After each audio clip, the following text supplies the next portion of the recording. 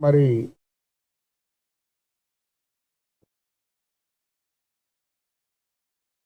కేటీఆర్, హరీష్ రావు,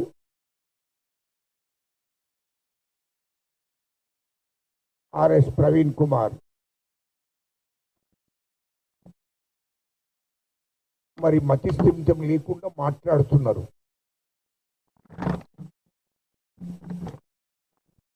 మీరు ఇష్టం వచ్చినట్టు మాట్లాడితే ప్రజలు వింటున్నారు, ప్రజలు నమ్ముతారేమో అని అనుకుంటున్నారు. కానీ ప్రజలు నమ్మే పరిస్థితులు లేరు. తెలంగాణ ఉద్యమకారులు కూడా మిమ్మల్ని నమ్మే పరిస్థితులు లేదు. ఎందుకంటే వీళ్ళు గత చరిత్ర, వీళ్ళు కేసీఆర్ దొర గురించి కానీ, కేటీఆర్ దొర గురించి కానీ, హరీష్ రావు దొర గురించి కానీ మరి తెలంగాణ ప్రజలకు మొత్తం తెలుసు. మీరు ఎన్ని ఎప్పుకున్నా, ఎన్ని మాట్లాడినా తెలంగాణ ప్రజలు మీ కుటుంబాన్ని నమ్మరు అని చెప్తున్నాం. మా ముఖ్యమంత్రి రేవంత్ రెడ్డి గారి మీద మీరెన్ని అబద్ధ సాక్ష్యాలు చెప్పినా తెలంగాణ ప్రజలకు నిజమేందో తెలుసు. తెలంగాణ ఉద్యమకారులకు నిజమేందో తెలుసు. కాబట్టి ఎవరు నమ్మే పరిస్థితి ఉండదు. ఇవాళ మీరు అహంకారంతో మాట్లాడుతున్నారు. దొరల అహంకారం అనేది గత 70-80 ఏళ్ళ నుంచి వెళ్ళి తెలంగాణ ప్రజలకు, ఎస్టీలకు, బీసీలకు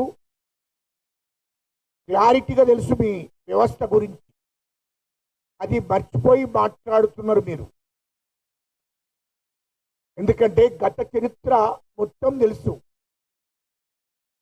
ఇవాళ నువ్వు కేటీఆర్, హరీష్ రావు మాట్లాడుతున్నారు. మరి ఏ ముఖం పెట్టుకొని మాట్లాడుతున్నారు మాకు తెలియదు. కేసీఆర్ 10 ఏళ్ళు ముఖ్యమంత్రిగా ఉండి తెలంగాణ ప్రజలకు ఎన్ని హామీలు ఇచ్చిండ్రు, ఎన్ని నెరవేర్చారో అది ప్రజలకు చెప్పండి. కేసీఆర్ దళితుల్ని ముఖ్యమంత్రి చేస్తారని చేసిందా?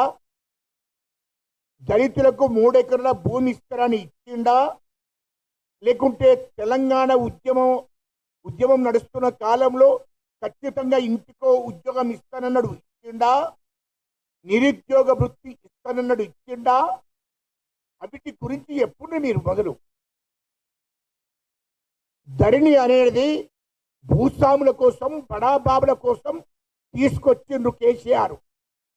ఆ ధరణి తీసుకురావడం మూలంగా ఎస్టీలు, ఆదివాసీలు, అణగారిన కులాలు నష్టం జరిగింది.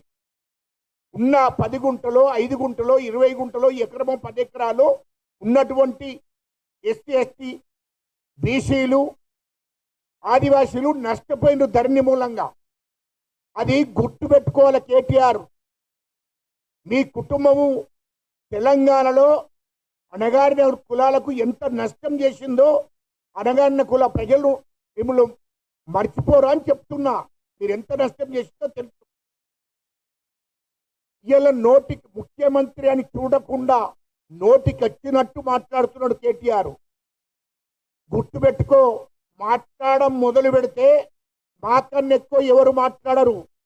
దురహంకారంతో మాట్లాడితే ఆ యొక్క కూరలు వీకడం ఎట్లనో మాకు తెలుసు. నీ సంగతి కూరలు వీకడము ఎట్లనో మాకు తెలుసు అంటున్నా. ఇష్టం వచ్చినట్టు ముఖ్యమంత్రి గారిని 24 గంటలు తెలంగాణ ప్రజల కోసం ఆలోచిస్తున్న ముఖ్యమంత్రి 18 గంటలు పనిచేస్తున్నాడు. ముఖ్యమంత్రి అయిన నుండి తెలంగాణ రాష్ట్ర ప్రజల కోసం పనిచేస్తున్నాడు. తెలంగాణ ప్రజల కోసం తిరుగుతున్నాడు. ఫామ్ హౌస్ లో మా ముఖ్యమంత్రి ఒక్కరోజు కూడా ఫామ్ హౌస్ లో రెస్ట్ తీసుకోలే. అది గుర్తుపెట్టుకోవాలి కేటీఆర్. మాట్లాడే ముందు ఎట్లా పడితే అట్లా మాట్లాడితే అది కరెక్ట్ కాదు. ప్రజలు గుర్తుపెట్టుకుంటున్నారు. ఇష్టం వచ్చినట్టు మాట్లాడడం అంటే ఆ భాష కూడా మాకు కూడా వస్తుంది. నువ్వు ముఖ్యమంత్రిని, నువ్వు ఇష్టం వచ్చినట్టు మాట్లాడు మొదలు పెడితే కేటీఆర్ కానీ హరీష్ రావు కానీ మీరు ఇష్టం వచ్చినట్టు మాట్లాడడం మొదలు పెడితే మీ గురించి కూడా ఇష్టం వచ్చినట్టు మాట్లాడవలసిన అవసరం ఉంటుంది. ఈ రాష్ట్రాన్ని మొత్తం దోచుకున్న కుటుంబం మీది. ఈ రాష్ట్రాన్ని మొత్తం దోచుకున్నారు. హైదరాబాద్ చుట్టూ ధరణి తీసుకొచ్చి హైదరాబాద్ చుట్టూ 30,000 ఎకరాల భూమి మీ బినాం పేర్ల మీద ఉన్నది కేటీఆర్. అది గుర్తుపెట్టుకో అంటున్నా, గుర్తుపెట్టుకొని మాట్లాడు. ఇక రెండోది, ఇవాళ మీరు ఉద్యమకారుల గురించి ఇంకా ఉద్యమకారులను అడ్డం పెట్టుకొని తెలంగాణ సెంటిమెంట్ను అడ్డం పెట్టుకొని ఈ తెలంగాణ ఉద్యమకారులను తెలంగాణ ప్రజలను మోసం చేయాలని చూస్తున్నావు కేటీఆర్. నువ్వు హరీష్ రావు మీరిద్దరు బాబామరుదులు ఏం చేసిండో ఒక్కసారి చెప్పండి. ఇవాళ సుదర్శన్ రెడ్డి, పెద్ది సుదర్శన్ రెడ్డి గారు 2014లో పోటీ చేసి ఓడిపోతే ఇప్పుడు బాగా వలకబోస్తున్నారు, యాక్షన్ చేస్తున్నారు, పెద్ద ఉద్యమకారుడు అని చెప్పుకుంటున్నారు. మరి 2014లో ఓడిపోయినాక రాజ్యసభను మరి ఎమ్మెల్సీ ఎందుకు ఇవ్వలేదు పెద్దిరెడ్డి సుదర్శన్ రెడ్డికి? ఆయన ఉద్యమకారుడు అని మీరే అంటున్నారు కదా, మరి ఎందుకు ఇవ్వలేదు? 2001 నుంచి వెళ్ళి 2000 ఈ టైం 2026 దాకా కూడా పార్టీని పట్టుకొని ఉన్నాడు కదా. పార్టీని పట్టుకొని ఉండి ఉద్యమం చేసిన నాయకుడే కదా పెద్ది సుదర్శన్ రెడ్డి. 2014 వెళ్ళి మరి మీరు 2014 ఓడిపోయిన తర్వాత ఆయనకు రాజ్యసభ ఎందుకు ఇవ్వలేదు, ఎమ్మెల్సీ ఎందుకు ఇవ్వలేదు? మీకు బాగా ప్రేమ ఉన్నదేమో కదా. రెండోది, మా ముఖ్యమంత్రి రేవంత్ రెడ్డి గారు పెద్ది సుదర్శన్ రెడ్డి చనిపోతే ప్రభుత్వ లాంఛనాలతో చేశాడు. ఉద్యమకారుడని మానవత్వంతో మా ముఖ్యమంత్రి గారు ఎవరినైనా ఉద్యమకాలను గౌరవిస్తాడు. తెలంగాణలో శత్రుడైన గౌరవిస్తాడు. కేసీఆర్ ప్రాణం మంచిగా లేకపోతే మా ముఖ్యమంత్రి గారు వచ్చి మొట్టమొదలు మాజీ ముఖ్యమంత్రిగా గౌరవించి మా ముఖ్యమంత్రి గారు వచ్చి పరామర్శించాడు. అది గుర్తుపెట్టుకో కేటీఆర్. అహంకారంతో మాట్లాడకు. ఇంకా సెంటిమెంట్ను అడ్డం పెట్టుకొని